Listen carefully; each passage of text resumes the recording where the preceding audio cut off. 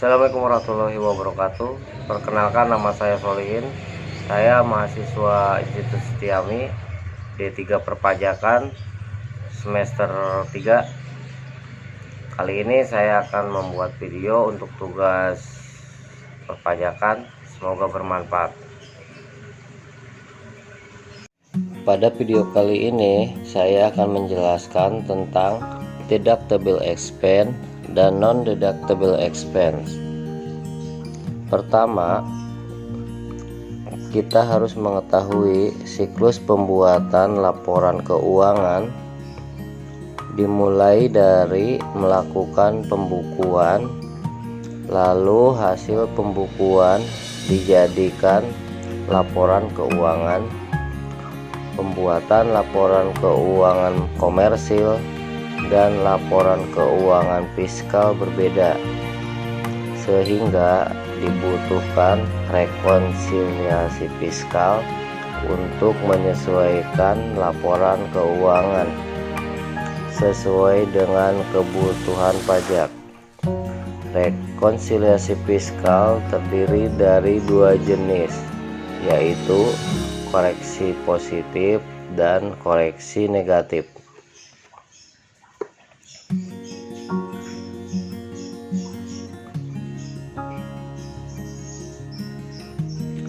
Koreksi positif menyebabkan laba laporan keuangan fiskal bertambah, sedangkan koreksi negatif menyebabkan laba laporan keuangan fiskal berkurang. Koreksi positif terjadi saat ada penghasilan yang menambah laba laporan keuangan fiskal dan ada beban yang tidak boleh dijadikan pengurang pada penghasilan bruto atau non-deductible expense. Koreksi negatif terjadi saat ada penghasilan yang merupakan objek pajak yang dikenakan, seperti PPh pasal 4 ayat 2 bukan objek pajak pasal 4 ayat 3, beban yang boleh menjadi pengurang atau disebut deductible expense.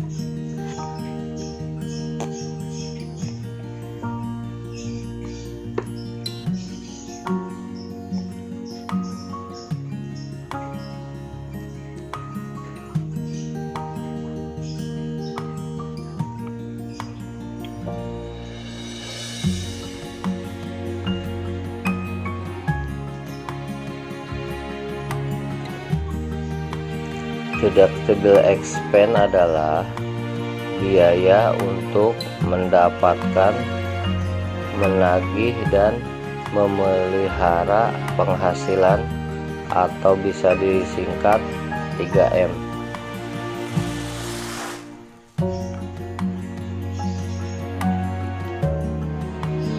Deductible expense terdiri dari A. Biaya yang secara langsung atau tidak langsung berkaitan dengan kegiatan usaha, antara lain 1. Biaya pembelian bahan, biaya perjalanan, premi asuransi. B. Penyusutan atas pengeluaran untuk memperoleh harta berwujud dan amortisasi atas pengeluaran untuk memperolehkan dan atas biaya lain yang mempunyai masa manfaat lebih dari 1 tahun. C. Iuran kepada dana pensiun dan pendirinya yang telah disahkan oleh Menteri Keuangan. D. Kerugian karena penjualan atau pengalihan harta yang dimiliki dan digunakan dalam perusahaan atau yang dimiliki untuk mendapatkan, menagih, dan memelihara penghasilan. E. Kerugian selisih kurs mata uang asing. F. Biaya penelitian dan pengembangan perusahaan yang dilakukan di Indonesia. G. biaya beasiswa, magang, dan pelatihan. H. Piutang yang nyata-nyata tidak dapat ditagih. I. Sumbangan dalam rangka penanggulangan bencana nasional. J. Sumbangan dalam rangka penelitian dan pengembangan yang dilakukan di Indonesia. K. Biaya pembangunan infrastruktur sosial yang ketentuannya diatur dengan peraturan pemerintah. Non-deductible expense adalah biaya yang tidak boleh dijadikan pengurang dalam laporan keuangan fiskal atau biaya yang tidak terkait 3M.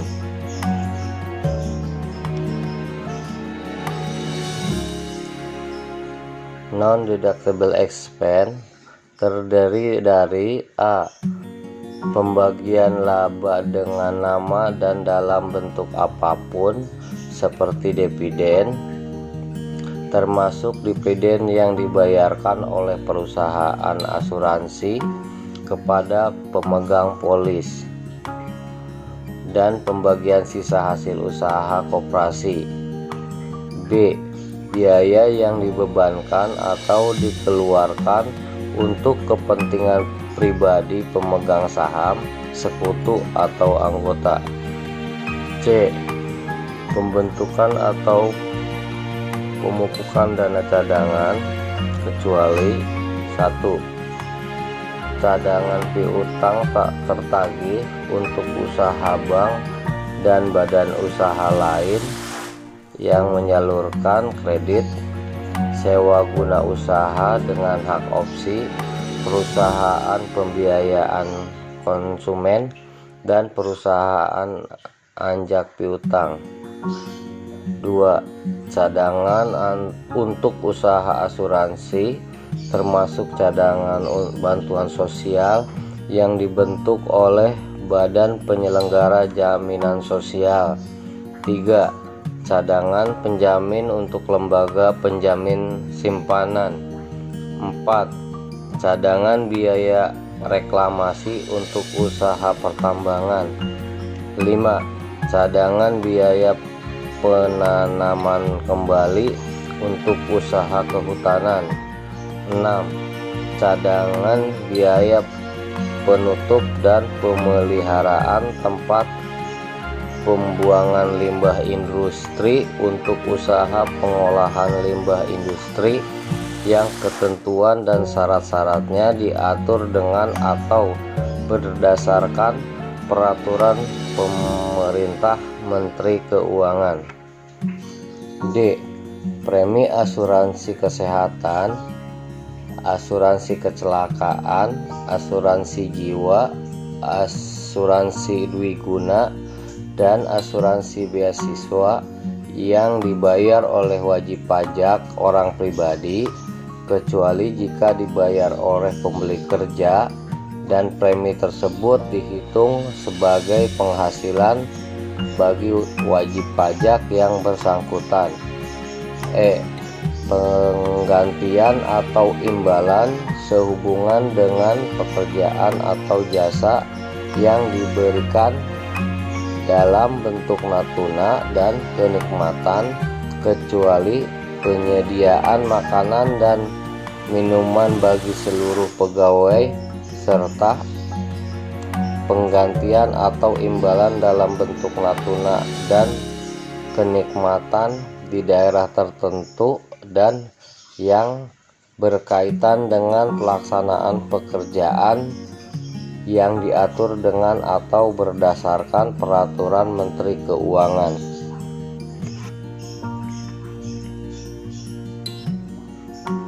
F. Jumlah yang melebihi kewajiban yang dibayarkan kepada pemegang saham atau kepada pihak yang mempunyai hubungan istimewa sebagai imbalan sehubungan dengan pekerjaan yang dilakukan. G. Harta yang dihibahkan, bantuan atau sumbangan dan warisan. H. Pajak penghasilan. I. Biaya yang dibebankan atau dikeluarkan untuk kepentingan pribadi wajib pajak yang menjadi tanggungannya. J. Gaji yang dibayarkan kepada anggota persekutuan firma atau seroan komanditer yang modalnya tidak terbagi atas saham. K. Sanksi administrasi transisi berupa bunga, denda, dan kenaikan, serta sanksi pidana berupa denda yang berkenaan dengan pelaksanaan perundang-undangan di bidang perpajakan. 2. Pengeluaran untuk mendapatkan, menagih, dan memelihara penghasilan yang mempunyai masa manfaat lebih dari 1 tahun tidak dibolehkan untuk dibebankan sekaligus, melainkan dibebankan melalui penyusutan atau amortisasi sebagaimana dimaksud dalam pasal 11 atau pasal 11A. Terima kasih atas perhatiannya. Saya ucapkan Assalamualaikum warahmatullahi wabarakatuh.